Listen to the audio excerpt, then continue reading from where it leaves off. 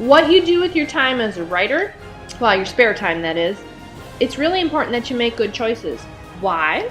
Well, we're going to talk about that today and maybe what some good choices are, like, well, probably not that. Eventually, you're going to have some spare time at some point in your life, and when you do, if you're a writer, well, even if you're some other kind of creative person, it's important to keep that creative edge.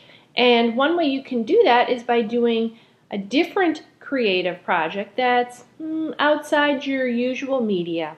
What am I talking about? Well, really, as a writer, it could be anything creative. My most recent project, though, well, you know what? Why don't I just show you?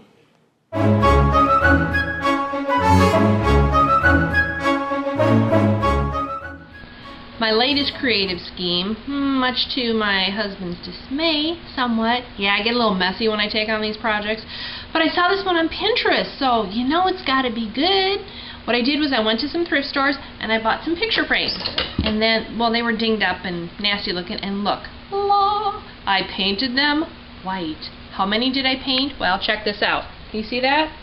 Yeah, I got a boatload of picture frames. What am I going to do with them? Oh, come on with me and I'll show you.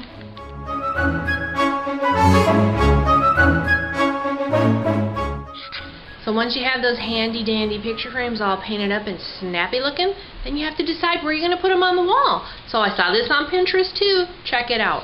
Can you see that? Look at this. Look at this. You take papers, you see, and you tape them on the wall where you want to put your pictures. Yeah, not really liking this arrangement, so it's probably not going to stay, but you know what? These papers have been up here for, about a week now, and I just keep moving them around, and so that's keeping my little creative juices flowing outside the realm of writing. What could you do? There's like a gazillion different things you could do.